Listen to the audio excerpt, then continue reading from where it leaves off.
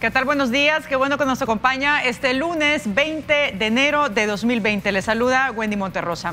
Esta mañana vamos a hacer un análisis de la gestión gubernamental a 7 meses. Hablaremos de los aciertos, pero también de los desaciertos que ha tenido la administración pública y cuáles son esos aspectos clave en los que el Ejecutivo debería centrarse en este nuevo año. Y es que la crisis del agua, que ha sido denunciada recientemente, tiene en vilo al aparato gubernamental, luego de que en redes sociales circularan denuncias e imágenes de la mala calidad del agua potable en algunas zonas del país. De estos temas y otros, como la reciente aprobación del voto en el exterior para los próximos comicios electorales y la coordinación del proceso por parte del Tribunal Supremo Electoral, hablaremos esta mañana. Comenzamos.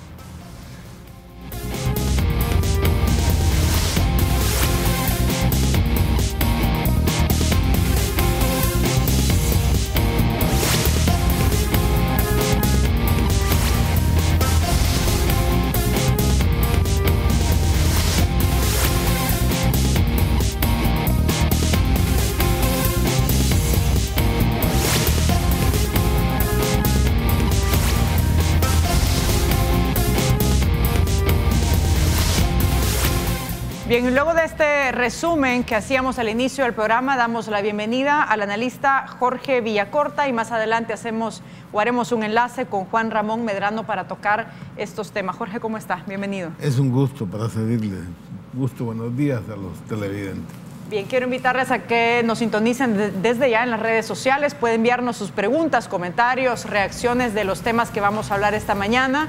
Estamos en Twitter como República 33 TV, nos encuentra a través de WhatsApp 7318-7627, estamos en Facebook República TV 33 y también en nuestra página web www.canal33.tv. A ver, tenemos varios temas que analizar esta mañana, siempre en el contexto del balance de los 7 meses de gobierno, pero deteniéndonos en aspectos que son importantes, coyunturales, como la crisis del agua, el problema de agua potable que estamos observando a través de varias denuncias que se han conocido en las redes sociales. No solamente es un tema de desabastecimiento del agua, sino que hablamos de mala calidad del agua. Jorge, ¿qué valoración hace usted sobre esta crisis de agua que enfrenta el gobierno actualmente? Bueno, la primera que me parece a mí, me extraña, pero bueno, que con la capacidad de manejo de medios de esta administración del presidente Bukele hayan tenido tantas dificultades para manejar esto. Al principio, para empezar, el agua tiene ese olor la gente dice a gamesán, porque recuerdan ese veneno. Y es evidente que las algas del lago de Suchitlán producen eso. Tan es así que si usted consume peces surgidos de ese lago, tiene ese olor. Pero creo que esta vez el tiempo que duró, porque ya comenzó a reducirse, todo este mal olor se combinó ya no solo con eso, sino que con contaminación de lodos y por consiguiente cambios de color fuerte y durante varios días, más de 15 días en eso. Y la respuesta inicial que dio el presidente de ANDE en un programa de televisión realmente a mí me pareció una tremenda falta de respeto y quizás una muestra de inexperiencia del funcionario, porque decir que el agua se podía tomar y que a él no le había hecho daño, que al contrario, que más delgadito estaba, pues hombre, es hasta pareciera malintención de burlarse de la gente, y yo no creo que sea así, sino una ligereza de parte de este funcionario. Pero a partir de ahí, el decir que eso se iba a resolver de manera inmediata, fue evidente que después de declaraciones tardías, por cierto, de la ministra de Salud, que es la responsable por ley de que el agua sea permanentemente investigada y por consiguiente que sea potable, es decir, de acceso para los humanos, pues dio declaraciones similares. Venir a decir que es un problema de la fotosíntesis, para empezar, sí, fotosíntesis de las algas, pero eso, ¿por qué iban a estar eso algas pasadas al público. Es decir, una serie de errores para terminar con una campaña gigantesca, por lo menos en los medios electrónicos, de toda una actividad de todos los funcionarios habidos y por haber para distribuir agua en pipas, porque además está el problema de la falta de abastecimiento, y luego en pequeñas botellas de agua de comercio, que le significa evidentemente formas de darle agua potable a la gente, lo cual está garantizando, si usted quiere, confirmando el problema del agua. Venir a decir que con hervirla se resolvía, me parece igual otra falta de respeto de parte de la funcionaria que explicó eso. Conclusión, se manejó mal este fenómeno. Venir a decir que es... ¿Puede hablar de crisis? Claro que sí, fue una crisis porque... ¿Y qué hace la gente cayendo hasta para bañarse o lavarse los dientes? Eso no se podía ocupar, me consta, porque eso ha sucedido en mi casa. Pero igualmente yo puedo afirmar que esta mañana, por lo menos yo vivo en Mexicanos, en la metrópolis, el agua ya no tenía tanto olor, apenas se sentía alguna cosa de esas y el agua estaba en el color normal, o sea, incolora, inodora y como debe de ser, insípida, sin sabor. Entonces me parece sí que bueno, se enfrentó, pero mi punto está en cómo se manejó. Creo que fue muy torpe el manejo y pretendiéndole engañar a la gente. Me parece que es una irresponsabilidad. Como parte de estas respuestas que han tenido las autoridades del gobierno, sobre todo el presidente de ANDA, en este tema del agua, vamos a ver un tuit que él puso hace unos días, donde está manejando esta situación y dice: hemos iniciado mejoras en los filtros en las pavas para mejorar la calidad de agua. La ley de agua ha sido llevada nuevamente a la Asamblea Legislativa. Hay personas con intereses oscuros, con una campaña de desprestigio en contra de la ANDA. El objetivo es claro, quieren privatizar. Aquí hay varios elementos. Está hablando de una campaña que está siendo orquestada, dice el presidente, en contra de la ANDA, y que hay un objetivo claro de privatizar el agua. ¿Cuál es su interpretación de esas declaraciones? Otra vez, irresponsable.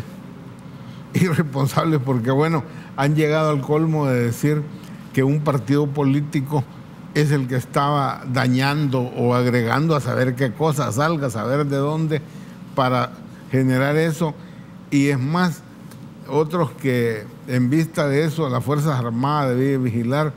Y fue, me parece a mí, un espectáculo también el que de repente aparece hasta el ministro de Defensa en ropa de fatiga, con fusiles, y no sé a qué elemento se refiere. Creo que más parecía tratar de respaldar con ese tipo de acciones lo dicho por los funcionarios.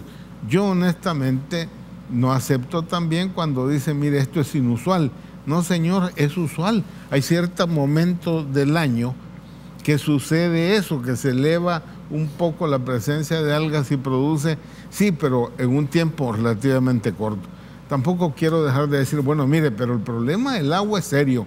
La ley de aguas tiene ya más de 10 años de estar en la Asamblea. Yo estuve colaborando en algún momento como asesor sobre el tema, se había avanzado, lo echaron a perder la misma gente del FMLN. Bueno, ahora resulta, yo no he creído nunca que sea negocio en un país como el nuestro el tema del agua. Mire, aquí nos llueven prácticamente 2 metros de agua al año. El problema no es eso, el problema es que solo ocupamos el 10%, el 90% se pierde simplemente por falta de infiltración. No hay una política de recuperación y manejo de las aguas y por consiguiente una ley que establezca las prioridades en el uso. El uso humano debería de ser o es el que debe tener prioridad. Todos estos aspectos deben de presentarse de manera seria, de manera responsable, con apoyo técnico-científico.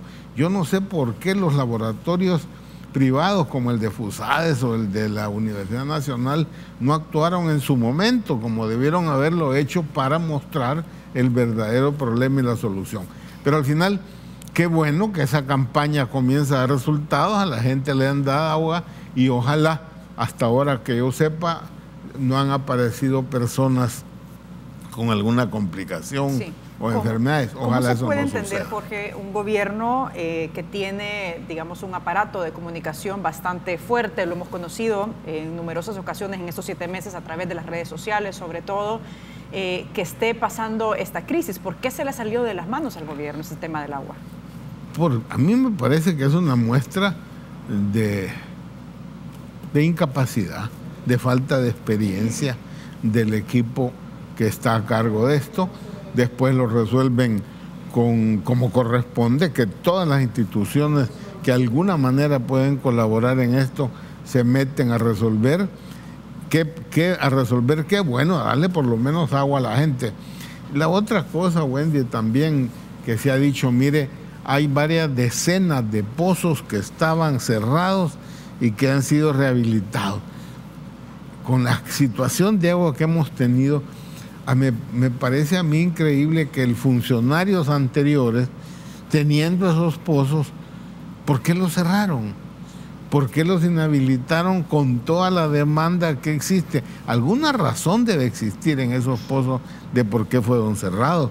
Me parece que es un tema que también debería aclararse, es decir, esos pozos se han rehabilitado, se ha hecho algo que contradiga, que arregle lo que antes existió y por eso no se usan. Y debería tener un diagnóstico. Y debería tener un diagnóstico y explicar eso, porque, claro, desde el punto de vista publicitario, puede ser muy bien, se abrieron los pozos y el gobierno anterior los tenía cerrados.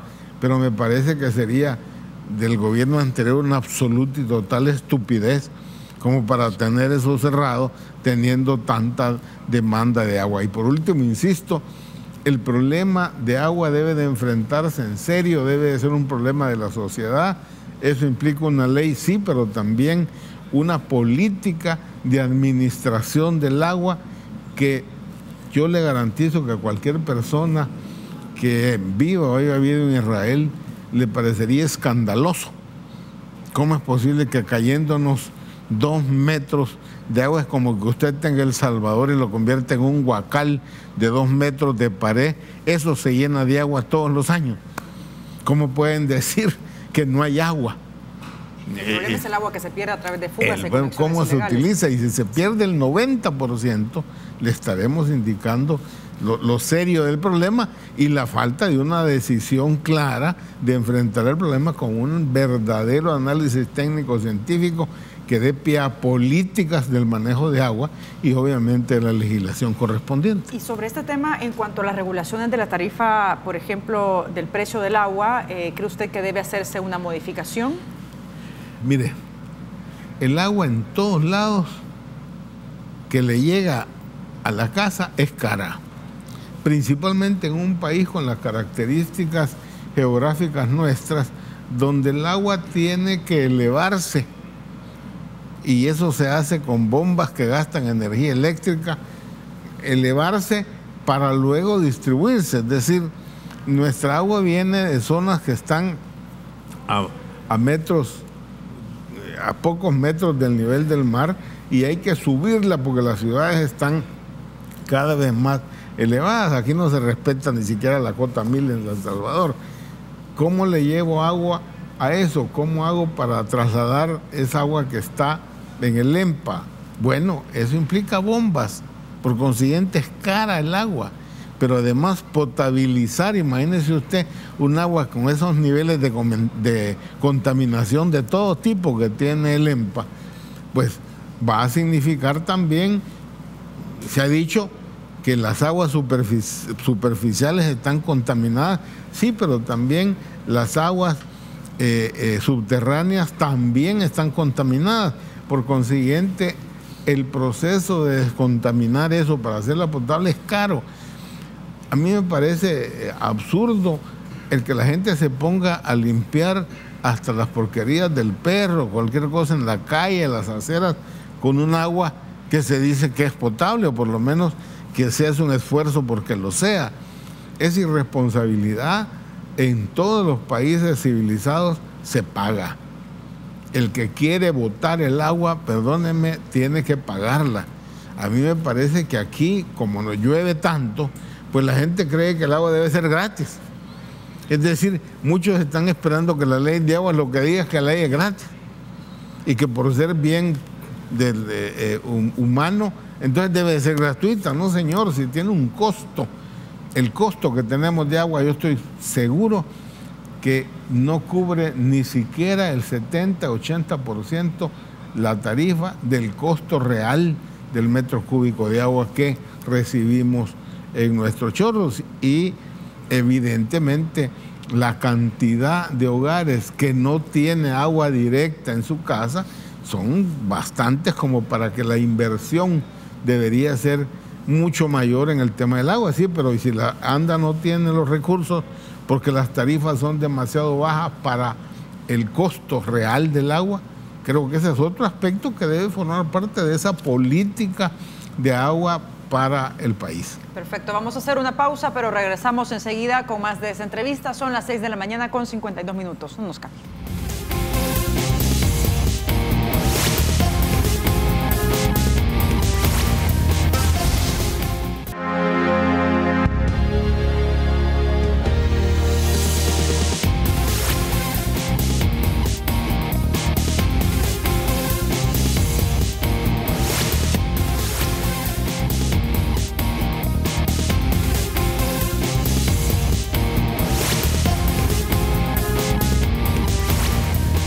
Estamos de regreso esta mañana haciendo un análisis del problema de agua que se ha dado en varios puntos del Gran San Salvador y sobre todo la respuesta, la reacción por parte del gobierno y de las autoridades con el plan de contingencia del tema del agua. También para agregar a este análisis, para sumar, damos la bienvenida a Juan Ramón Medrano. Él se encuentra en el estudio 2 de Canal 33. Juan Ramón, buenos días, gracias por estar con nosotros. Buenos días, gracias por invitarme. Juan Ramón, en este tema del agua, en las explicaciones oficiales, por ejemplo, se habla de una proliferación de algas sobre el río Lempa, pero no se dice exactamente sobre qué río ni qué tipo de alga, por ejemplo, ni siquiera si se han recibido las muestras de laboratorio por parte del Ministerio de Salud. ¿Cómo valora, qué lectura hace usted sobre la respuesta, la reacción que ha tenido el gobierno a este tema del agua? Bueno, en este tema del agua hay dos partes, la parte, digamos, anecdótica, coyuntural, actual, y la parte global, estratégica, el problema del planeta y de El Salvador en particular, de la necesidad de asegurar el agua para todos los salvadoreños. En cuanto a la coyuntura, tal y como dijo Jorge, es, digamos, como el primer desliz del presidente, bastante obvio, la primera crisis de imagen, en tanto que el análisis de los primeros 7 o casi 8 meses es un análisis mayoritariamente positivo para el gobierno. O sea, ha mantenido los niveles de delincuencia bajos, se habló de que se ha tenido bueno, un sexto día sin muertos, un nivel de menos de 4 muertos diarios, cosa que no se esperaba que fuera así antes, ¿no? En los gobiernos anteriores. Esa es realmente una muestra de que le ha funcionado el plan de control territorial. Por otro lado, también hay esperanzas, expectativas en cuanto a las relaciones internacionales con Estados Unidos, con China, con Japón, con Qatar y con otras, digamos, potencias a nivel de Europa, México. La posibilidad de obras de infraestructura y de apoyo de los gobiernos desarrollados también genera la expectativa de que se puede dinamizar la economía. Además, ha mejorado las relaciones con la empresa privada. O sea, hay un panorama en ese sentido positivo, ¿verdad? Sin embargo, en este caso, el caso del agua es el tema de futuro que puede poner en crisis no solo al mundo, sino que a cualquier gobierno. En este caso, creo que es buena la luz roja de alerta para el gobierno, para el presidente, que le está diciendo, señor, aquí tiene un gravísimo problema, debe de manejarlo bien. Claro, yo creo que la falta de experiencia de los funcionarios les ha llevado a tratar de justificar algo injustificable. Si a la gente le estaba cayendo el agua sucia, con mal olor, que a veces le llega, que a veces no le llega, que es un problema grave en todos lados, en todas las colonias. debería de aceptarse en este caso el error o el problema que se tenía. Bueno, sí, son las algas, se nos arruinó una tubería, cualquier cosa, aceptar y decir, estamos arreglando el problema, disculpen, pero no somos Superman, también nos equivocamos. Y salir a decir, no, es que esta es una campaña, creo que también es un error, porque si bien es cierto, la oposición está esperando cualquier error del presidente para golpearlo, porque él ha sido también implacable con el Frente en particular y con Arena un poco menos, pero también ha sido implacable con los adversarios políticos, que en política eso es lógico, ¿no? Ser implacable y tratar de aprovechar las circunstancias para poder golpear al adversario. Pero, insisto, se manejó mal y la opinión de la población es de que por ese mal manejo entonces quedó mal el gobierno a través de los funcionarios, y tratar de justificar después, es decir, de, entre comillas, sacar las patas del lodo, dando justificaciones ridículas y para algunos absurdas, creo que fue complicar más la situación. Por lo tanto, esto que le quede de experiencia al gobierno. Y en segundo lugar, yo creo que la necesidad de que se apruebe una ley del agua que ponga a administrar sin dudas al gobierno este problema, ¿verdad? Y que, por supuesto, participe la empresa privada, pero no como ahora, que esté en el limbo. Había una ley que ya estaba a punto de aprobarse y los intereses de los que usan el agua en la agricultura, en la venta de agua, en la venta de bebidas gaseosas, etcétera, que ganan millones y que pagan muy poco de impuestos. Esos impuestos deberían ser más altos, primero, de aceptar que el gobierno administre. Segundo, porque es un bien nacional, es un tema de salud pública. Segundo, que los impuestos sean más acordes al bien que es el agua, para que estas cosas no pasen, para que se puedan reparar estos problemas con un fondo que venga del impuesto al uso del agua de los que realmente consumen toneladas de agua, ¿verdad? Si se puede decir toneladas.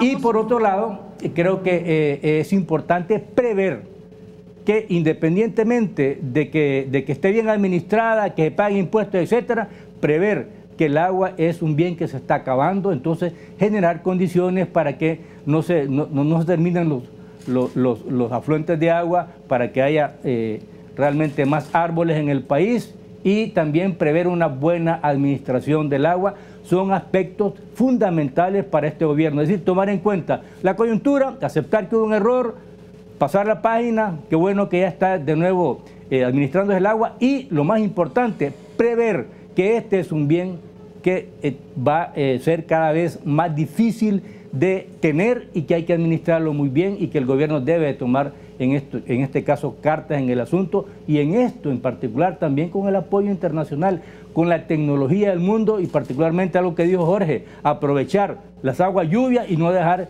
que se vayan al mar y tratar de utilizarlas de mejor manera. Vamos a ver leer algunos comentarios que nos han llegado a través de Twitter. El día de anoche yo hice una pregunta, decía, en su opinión, ¿cómo evalúa la respuesta del gobierno ante el problema del agua? Es importante conocer de cara a quienes han sido afectados, los ciudadanos, con este problema de ANDA. Dice Morena Murillo, improvisada, no tiene planes ni soluciones a largo plazo. Las botellitas plásticas no son la solución, contaminan y enriquecen a la industria embotelladora. Vamos con otra reacción. Mónica Portillo dice, excelente, este día fui testigo porque en Jardines de la Sabana Senda 3 fuimos abastecidos con el Vitalíquido, agradecidos con el ministro de Seguridad y el presidente. Me parece fabulosa la manera en que se apoyan los diferentes ministerios en los momentos de crisis. Vamos con otro comentario. Luis González dice, nefasta, iniciando por la falta de transparencia frente a la crisis, primero negando la falta de agua y luego negando la pérdida de calidad, ya cuando era imposible de desmentir. Aluden que son algas, dicen que las limpiaron, pero continúa el mal sabor del agua. Vamos con otro más, dice Ramón Hernández, la mala calidad del agua es a propósito para obligar a la población a comprar agua envasada. No es posible que hace 40 años con menor tecnología el agua del chorro salía potable y hoy todo lo contrario. ¿Será algún trato de los gobiernos con las empresas extractoras de agua? Como pueden ver, hay diferentes lecturas sobre esto que está sucediendo en el tema del agua, pero sin embargo, Juan Ramón, si hacemos una revisión por lo menos de los últimos años, Un problema como este específicamente no se había visto en el agua. Sí hemos visto otro tipo de problemas en la administración de ANDA, que ha tenido muchos, pero esta parte, por ejemplo, ¿no cree usted que le añade un poco más de incertidumbre al asunto? Yo creo que se le va a dar bastante volumen por razones clarísimamente político-electorales. O sea, estamos ya a un año de las elecciones y yo insisto, cualquier desliz, cualquier error del gobierno va a ser magnificado por sus adversarios. Uno. Dos, claro que el problema del agua es uno de los aspectos más sensibles para los salvadoreños y para cualquier ser humano. O sea, no vivimos sin agua. Entonces, el hecho de que haya llegado el agua sucia o de que no llegue el agua es una cosa que angustia a cualquier salvadoreño. Por lo tanto, es un tema fundamental a resolver de parte del gobierno. Qué bueno que se está resolviendo, pero qué mal se administró la crisis. Conclusión, que le quede de experiencia al gobierno de que a pesar de tener 90, 88 o 70% de apoyo popular, cuando se cometen errores no se pueden esconder esos errores y por lo tanto hay que aceptar que se cometen errores. Insisto, que no son superhombres. Es más, muchos de ellos son gente que no tiene experiencia, que están aprendiendo. Qué bueno, son gente joven, con energía, con disposición, con un liderazgo fuerte, pero eso no basta. Es importante dos cosas. Uno, aceptar que se cometen errores y dos, prever e incorporar a la gente. En este caso, bien se puede, por ejemplo, bajarles las tarifas, no cobrarles a la gente el mes que fue el problema. Se pueden buscar cosas para compensar, pero lo más importante, que no falte el suministro del agua, que se, mantengan los reservorios, que se aumente la reforestación del país y sobre todo que se cuide el agua actual y que se logre también captar agua de futuro. Eso es lo más importante, la prevención de futuro, además de resolver en la coyuntura inmediata y aceptar que se equivocaron. Bien, vamos a hacer una pausa, pero regresamos enseguida con más de esa entrevista. No nos cambie.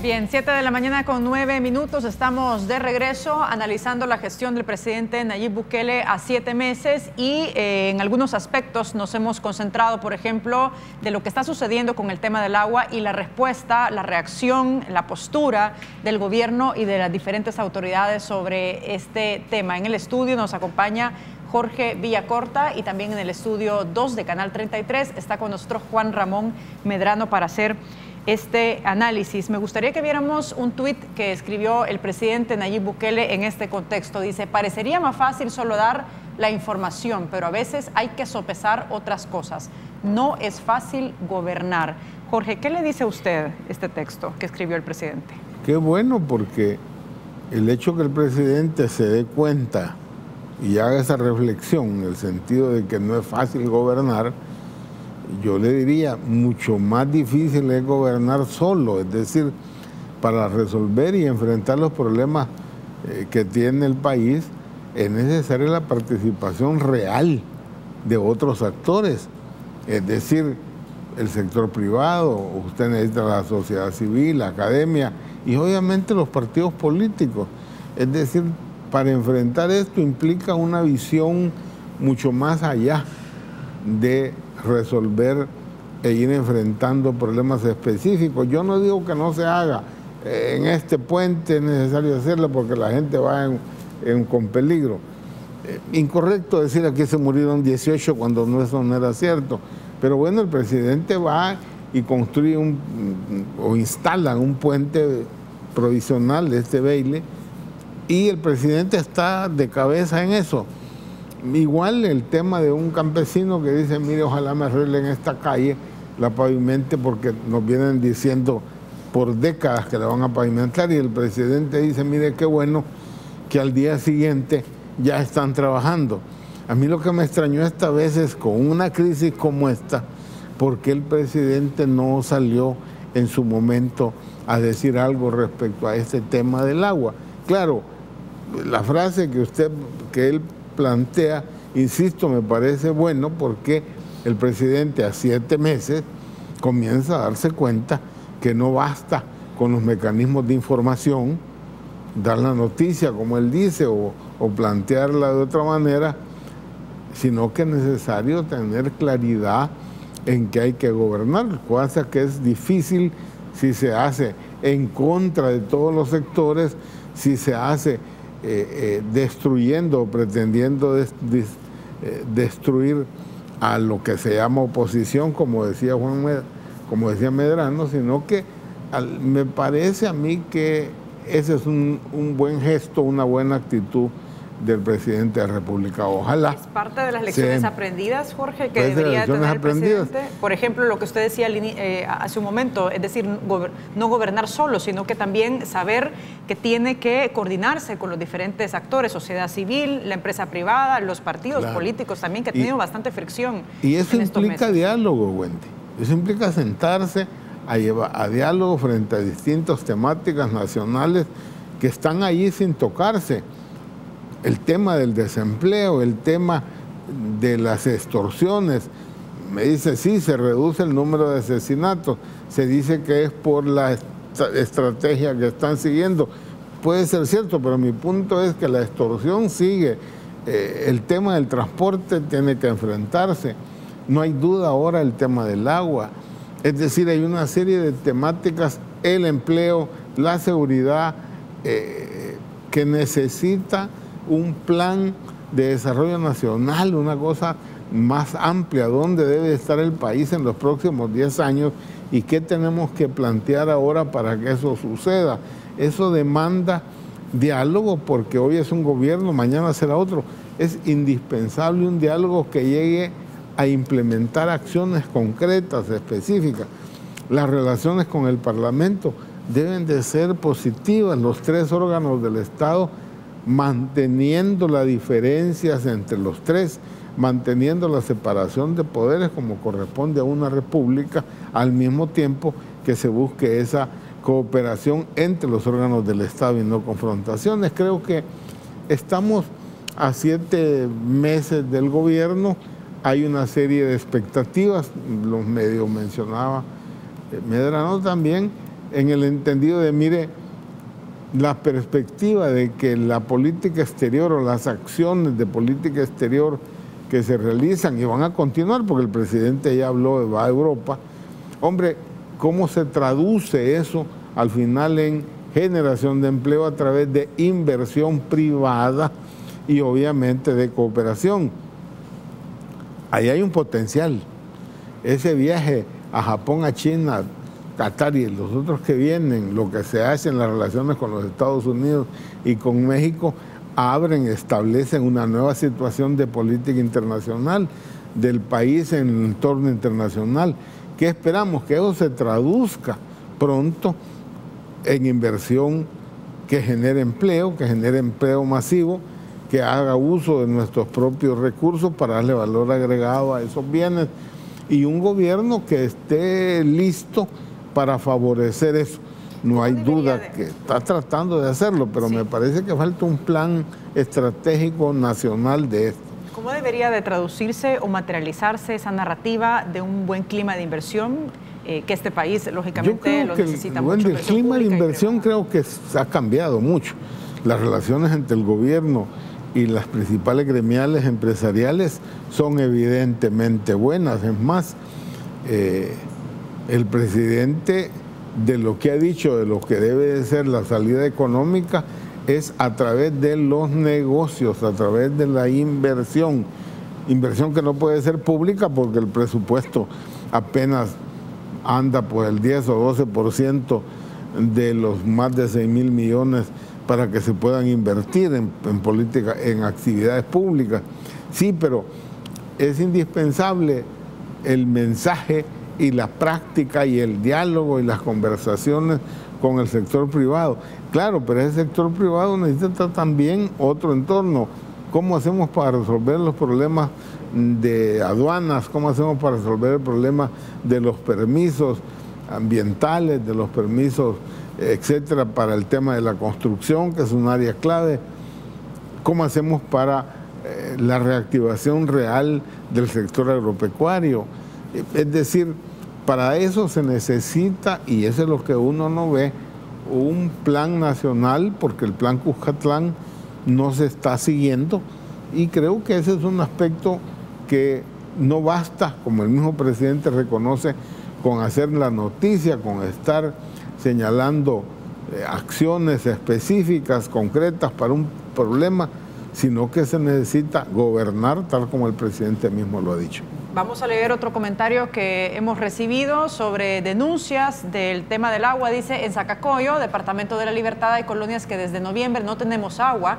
Vinieron representantes de ANDA y dijeron que en 6 meses nos van a resolver el problema. Mientras tanto, se compra a $8 el bidón de agua, pero la factura siempre llega puntual, y esto contrasta un poco con lo que recientemente nos decía el presidente de la ANDA, Frederick Benítez, en este espacio, que las personas que no están recibiendo el agua no se les está cobrando la tarifa. Habría que hacer una evaluación sobre estas denuncias también que hemos recibido del cobro de tarifa de agua sin obtener este servicio. Juan Ramón, retomamos con usted. En la última encuesta de la Sid Gallup le otorgan al presidente Nayib Bukele un 91% de aprobación, mientras un 5% lo desaprueba, un 4% no sabe qué responder. Y en septiembre, esta misma casa encuestadora, el resultado daba un 93%, es decir, ha bajado 2 puntos. ¿Qué tanto cree usted que este tipo de crisis, este mal manejo del tema del agua, como ustedes lo han analizado, podría afectarle a la imagen del presidente? Claro, cualquier error afecta, pero no es determinante. Yo creo que este es, insisto, un desliz. Está aprendiendo el nuevo presidente del ANDA, a pesar de que ya trabajaba ahí, y está aprendiendo todo el gobierno a manejar las crisis y a manejar el problema del Estado. Este es uno de los problemas, insisto, el problema del agua es fundamental. Ojalá que le meta el diente el presidente y que sepa que es la vida de los salvadoreños la que depende de eso, y que le ponga atención, al igual que otros temas, como el caso de las pensiones, que es un tema que está ahí guardadito, igual que la ley de agua. Y bueno, el tema de salud, que sigue habiendo el problema de hospitales en mal estado, que no se atiende a la gente bien, que no hay medicinas, que no hay suficientes médicos, que no se les paga bien a los médicos, que los médicos privados hacen un negociazo de la gente porque le cobran $2,000, $3,000 en un cuartito que le dicen que donde está en cuidados intensivos, lo meten a cuidados intensivos a veces por razones que no son necesarias, etcétera. O sea, el problema de la salud, el problema de la educación, que las escuelas están derruidas, que los maestros no están bien pagados ni bien tecnificados, etcétera, etcétera. O sea, esos son los problemas de fondo que el presidente tiene que atender, claro, sin descuidar la seguridad, que tiene que mantener la sostenibilidad de esos 4 o menos de 4 muertos diarios, y disminuir también las extorsiones, los desapariciones o desaparecimientos, también tiene que disminuirlos, ¿verdad? Pero claro, tiene abierta la posibilidad, según la encuesta, ya que estamos hablando de encuesta, también la gente ha dicho de que el problema principal ahora es el problema económico, es decir, el problema del alto costo de la vida y el problema del desempleo, ha dicho claramente la gente. Por lo tanto, la discusión que está ahí también postergada con la empresa privada del aumento de salarios, que tiene que hacer con la empresa privada y con los trabajadores, pero que el gobierno administre, es otra discusión que tiene que resolverse, así como, insisto, el tema también de la evasión y elusión fiscal, que es un tema que está ahí guardadito, y el tema, por supuesto, del combate a la corrupción. O sea, toda esta situación es un reto para el presidente Bukele, y que bueno, me alegra la reflexión de que gobernar es difícil, porque él entiende que tiene que gobernar con todos los sectores sociales si quiere avanzar, si no lo van a obstaculizar. Los políticos primero, que son los que están más a la caza de cualquier error, porque a ellos también los han golpeado, pero por supuesto de la misma manera los empresarios, que siempre tratan de buscar la máxima ganancia. Entonces hay que tratar de darles condiciones de, bueno, favorecer la situación de quitar tanta tramitología y generar mejores relaciones con ellos y generar también inversión internacional e inversión nacional. Eso es bueno, pero también es importante consultar a los trabajadores, a las universidades, a los tanques de pensamiento, escuchar. Es importantísimo para el presidente escuchar y evaluar, tal y como decía Jorge, que necesita un buen equipo de asesoría para avanzar. Pero hay algo que yo quiero también subrayar. Hasta ahora ha estado haciendo bastante bien las cosas. El presidente nos ha generado expectativas, genera esperanzas a diferentes sectores. La misma empresa privada ha hablado bien de la nueva relación con el presidente, ha hablado bien el presidente Trump del presidente Bukele, ha hecho buena relación con otros continentes, con otros países fundamentales en el mundo y El Salvador. Entonces ahora se está abriendo expectativas a otras esferas que no estaban abiertas porque estaba muy cerrado antes. O era con Taiwán de parte de Arena, por ejemplo, o de parte del FMLN solo con Venezuela, con Nicaragua, con los países socialistas, entre comillas. Hoy eso está abierto, qué bueno, pero también tiene que estar abierto a escuchar a los diferentes sectores. Y una cosa más, el presidente Bukele ha sido un empresario, conoce la situación de los empresarios, pero también tiene que meterse a conocer la situación de los trabajadores y los barrios pobres, la situación que ha sido postergada siempre, que es la pobreza en el país. Juan Ramón, tengo que hacer un corte, vamos a regresar enseguida con este análisis, haciendo esta valoración de los aciertos y desaciertos de la gestión del presidente Bukele a 7 meses. Regresamos.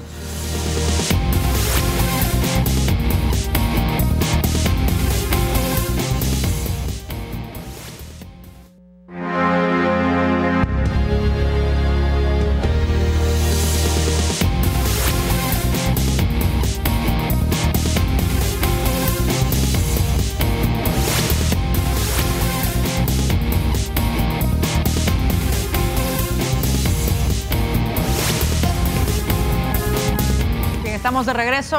Esta mañana son las 7:29, haciendo un análisis del trabajo de la gestión gubernamental en estos 7 meses de gobierno, y nos acompaña en el estudio Jorge Villacorta, analista, y en el estudio 2 de Canal 33, Juan Ramón Medrano también está con nosotros para hacer esta valoración, este análisis que es necesario desde el punto de vista pues del análisis de lo que estamos observando del trabajo de gobierno. Jorge, ¿cuáles son aquellos aspectos positivos, pero también negativos, que usted ha observado en este tiempo de gestión gubernamental, y cuáles son los que a su juicio van a marcar la ruta del gobierno en estos 5 años? Bueno, no hay ninguna duda que los resultados hasta ahora en el tema de la delincuencia, del tema de la presencia de las maras, en el tema de crímenes, evidentemente es una cosa positiva, porque de 20 o lo que tú quieras pasar a 4 o 5, pues vaya, aunque definitivamente 4 o 5 muertos siempre es una situación grave. Creo que ahí el tema que nos queda pendiente es el de las extorsiones, porque no hay ninguna duda que la extorsión está a todo nivel y genera una cantidad de ingresos para las pandillas que no existe empresa, no existe ninguna actividad económica que produzca eso. Solo los señores empresarios de buses hablan de algunas decenas de millones de dólares al año, no digamos otras empresas de distribución de productos que seguramente estarán pagando extorsión. Pero ¿cómo se puede explicar, Jorge, esa contradicción? Por un lado, estamos viendo una reducción significativa de los homicidios, pero no así de las extorsiones. Por ejemplo, en 2019 cerró con 2.461 casos de extorsiones y en 2018 con 2.146. Evidentemente hay un incremento. A ver, pero eso es lo que se denuncia. Exacto. Hay un subregistro, pero la una cifra oculta. cantidad de extorsión que no se denuncia, que va desde lo de todos los días, que la gente para entrar o salir de esa colonia tiene que dar eso, o que se suben al bus y le dicen a la gente, bueno, mire, esto no es renta, sino que lo necesito, así que por favor vayan soltando $1 cada uno. Es decir, hay formas distintas. Y el otro tema son las desapariciones, que también es un fenómeno que se dice que la gente regresa, que no hay cifras exactas para saber quién desaparece, Y de nuevo, hay algún funcionario que comete el error de decir, no, me dice que se fueron con el novio o la novia. Y esa falta de seriedad también en ese tema creo que es difícil. No hay ninguna duda que es positiva las acciones de política exterior que el presidente ha hecho. El acercamiento y las relaciones con los Estados Unidos que estaban frías, qué bueno que se han recuperado, qué bueno que se ha separado de esa defensa, a mi gusto hasta absurda, de lo que sucedía o lo que sucede, perdón, en Venezuela, en Nicaragua, donde es evidente que es una violación a los conceptos básicos de república. Jorge, pero creo me parece que eso positivo, es positivo. por ejemplo, la parte del acuerdo de país seguro que ha firmado El Salvador con Estados Unidos, similar a lo que ha firmado también México y los países del Triángulo Norte, y que estos países también no tengan una posición un tanto más fuerte, más protagónica con la parte de los migrantes y las violaciones a los derechos humanos que se cometen en la frontera sur. No hay ninguna duda que el tema de migración es, en el caso de lo más serio que hay que enfrentar de inmediato. La gente no podemos seguir con una economía que exporte seres humanos y que los ingresos del Producto Interno Bruto no vengan por actividad aquí en el país, sino que el exterior. Aquí hay casi $6.000 millones en el 19 de renta. No puede seguir esas caravanas que simplemente es la desesperación de la gente. Tenemos que realizar actividades, insisto, de generación de oportunidades aquí en nuestro país. No hay duda que la firma de país seguro es risible, porque ¿cómo puede ser país seguro para recibir refugiados? Porque esos son al final las personas que solicitan en Estados Unidos asilo, y los jueces van a pasar con centenas o miles de casos, los jueces van a pasar años para resolver sí o no. Pero mientras tanto, ¿cómo podemos declarar país seguro a México, el norte de México, con esos montón de muertos y permanentes ataques entre las pandillas o los grupos de narcos? Y en nuestros países, Honduras, Guatemala, El Salvador, y no de aquí es que salen las caravanas, pues. Entonces, ¿cómo puede ser país seguro y cómo le puede ofrecer el gobierno darles vivienda, trabajo, seguridad, educación, salud a esas personas que van a venir de otros países, y ni siquiera podemos atender a los nuestros y por eso se van? Sobre esto entonces no es tan positiva la política exterior del gobierno. Es decir, hay cosas positivas, pero también, tal como usted me ha pedido, hay aspectos negativos o insatisfactorios de algunas acciones. Esta es una, porque se han firmado cosas que definitivamente no corresponden a nuestra realidad, sino que a intereses de los Estados Unidos. No hay ninguna duda de que esa relación allá positiva, sí, pero para el Triángulo Norte se ha visto, y México, obligados por la administración Trump a satisfacer sus necesidades, sus demandas respecto a seguridad y respecto a la política migratoria. Principalmente ahora que estamos en una campaña electoral, en noviembre son las elecciones en Estados Unidos, el presidente quiere reelegirse y por consiguiente tiene que mostrar a los grupos más de derecha, xenofóbicos incluso, racistas, que pretenden que el mal de los Estados Unidos es la migración. Esa parte es positiva en cuanto a que se abren expectativas con otros países, tanto en lo que se va a abrir en Europa como lo que se hizo en Asia, en esa parte. Pero, de nuevo, lo que se ha generado aquí en el país son las percepciones de que eso es positivo, y la gente lo que tiene son expectativas de que eso genere resultados que se conviertan en oportunidades para enfrentar el tema del desempleo, principalmente para reactivar la economía.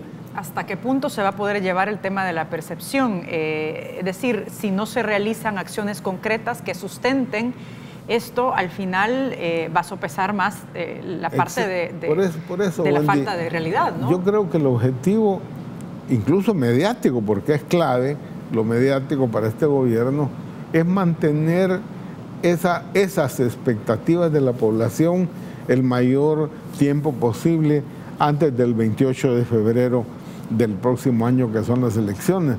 También toda la forma del gobierno de mantener ese ataque contra los partidos que pueden ser oposición, FMLN, Orena, el desprestigio a diputados que en el fondo termina desprestigiando a la democracia, a la institucionalidad, son aspectos, a mi parecer, negativos en un proceso de construcción de país, de una democracia que apenas tiene pocos años de existencia y que es necesario fortalecerla. Y por eso preocupa algunas acciones, algunas formas de gobierno, algunas formas de decir las cosas, tanto del presidente como de sus funcionarios, que entra en duda si va a haber realmente un respeto a la institucionalidad, a nuestro sistema republicano, si es que los resultados del 28 le significarían al Partido Nuevas Ideas un poder mayoritario, más de 43, que en alianza con Gana o con el PCN o con quien sea, llegar a tener 56, y entonces que a partir de ahí la situación política cambie. De nuevo, son expectativas. Yo insisto, los ciudadanos vamos a tener otra elección distinta al pasado, porque ahora tenemos un partido político que no ha participado. Gana fue quien participó. Ahora tenemos Nuevas Ideas, sí, pero ya no en elecciones de una persona. No es lo mismo una elección presidencial o vicepresidente, que es una persona. Ahora vas a tener 262 candidatos a alcaldes, vas a tener multiplicados por cuántos miembros de esos consejos municipales, vas a tener, imagínense, 40 diputados parlacen, 20 titulares y 20 suplentes, y vamos a tener 160 y tantos diputados titulares y suplentes que van a ir a elecciones con voto y luego con voto en el exterior ahora para diputados, que sería otro elemento nuevo porque se votaba solo para presidentes. Sí. Me parece entonces que estamos a la expectativa incluso del tema electoral. Vamos a regresar con eso, Jorge, porque como sabes, se acaban de aprobar reformas para establecer el voto en el exterior para diputados de la Asamblea y también del Parlamento Centroamericano. Pero hacemos un corte y regresamos enseguida con más de República. No nos cambien.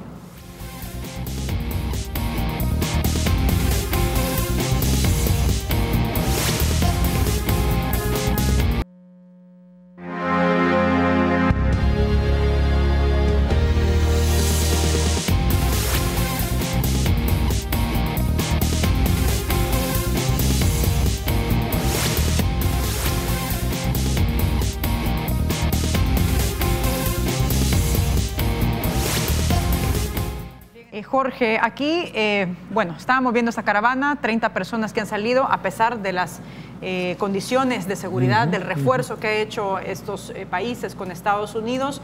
Esto sin duda representa un desafío bastante importante para el gobierno actual en cuanto a la situación económica. Puntualmente, 3 aspectos que a su juicio se deberían, digamos, de reforzar en la economía del país para poder evitar ese tipo de fenómenos. No hay ninguna duda que es inversión.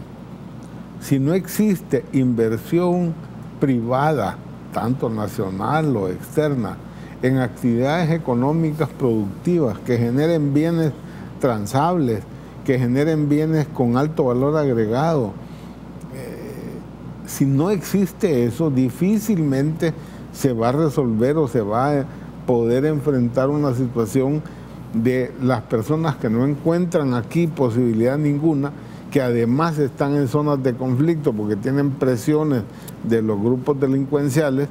Entonces la gente busca salidas. La migración no es nueva, si hay millones de salvadoreños en los Estados Unidos que se fueron yendo precisamente por estas mismas razones. Violencia, antes en algún momento fue por el tema de la guerra, luego este tema de la delincuencia. El problema está en que el gobierno, los distintos gobiernos, nunca se plantearon precisamente unas políticas económicos sociales para enfrentar esto. Al revés, se estimuló en la práctica la migración, planteando que estos países, y El Salvador en concreto, pues íbamos a vivir de esas remesas que mandan los ciudadanos. El crecimiento de las remesas continúa en porcentaje, no tan alto como antes, sí, pero en la práctica usted tiene casi 6.000 millones de dólares el año reciente. Imagínense lo que significa. Si el presupuesto es más o menos eso, implica que las remesas son prácticamente la misma cantidad que el presupuesto nacional. Es decir, estamos hablando del más del 20% del PIB, porque el PIB anda por 25.000 y estamos hablando de 6.000, estamos hablando de la cuarta parte, del 25% o casi como eso. Entonces, en este momento es evidente que hay un acuerdo y lo van a cumplir Guatemala para evitar que pasen las personas a México, hasta donde van a poder controlar sus fronteras. Y México, lo que está ofreciendo el presidente de la República Mexicana es decir, mire, si se quedan allí en el sur, si se quedan cerca de la frontera con Guatemala, les ofrecemos 4.000 empleos para que la gente pueda quedarse ahí. A mí me parece que hasta dónde también eso va a contribuir a que alguna gente diga, bueno, no voy a Estados Unidos, pero por lo menos puedo tener trabajo en México. No sabemos de qué ni cómo. El punto es que no se puede resolver esto si no hay una decisión y actividad económica que implica inversión. Insisto, hasta ahora hay expectativas. Hasta ahora lo que se trata es que se han abierto esperanzas de que eso suceda. Bueno, ojalá se concrete. Tengo que retomar con Juan Ramón. Tenemos prácticamente 3 minutos para cerrar este espacio. Juan Ramón, a su juicio, ¿qué aspectos puntuales, 2 o 3 aspectos puntuales en los que el gobierno del presidente Nayib Bukele debería centrarse para poder resolver pues, los problemas que son más urgentes en el país? Hablamos de migración, de la parte económica, también de seguridad. ¿Cuál es su lectura sobre esto? Bueno, lo primero es concretar todas las expectativas. Primero, mantener la sostenibilidad de la cantidad baja de homicidios y bajar, por supuesto, las extorsiones y las desapariciones. Por otro lado, concretar todos los ofrecimientos que ha habido de parte de Estados Unidos, de China, de Japón y el resto del mundo. Pero hay 2 cosas que son para mí fundamentales, y es que el presidente ha logrado, por un lado, mantenerse arriba. Según las últimas encuestas, está entre 78-80% de la aprobación de la población. El presidente, el vicepresidente huyó a un poco más del 70%, y al final están los partidos políticos y la Asamblea Legislativa, y eso me lleva a las últimas encuestas en relación a los partidos. Nuevas Ideas tiene 38-37% de aprobación, mientras que Arena tiene en algunos 10, en otros 6%, y el FMLN y gana 3%, menos del 3%. ¿Qué nos dice eso?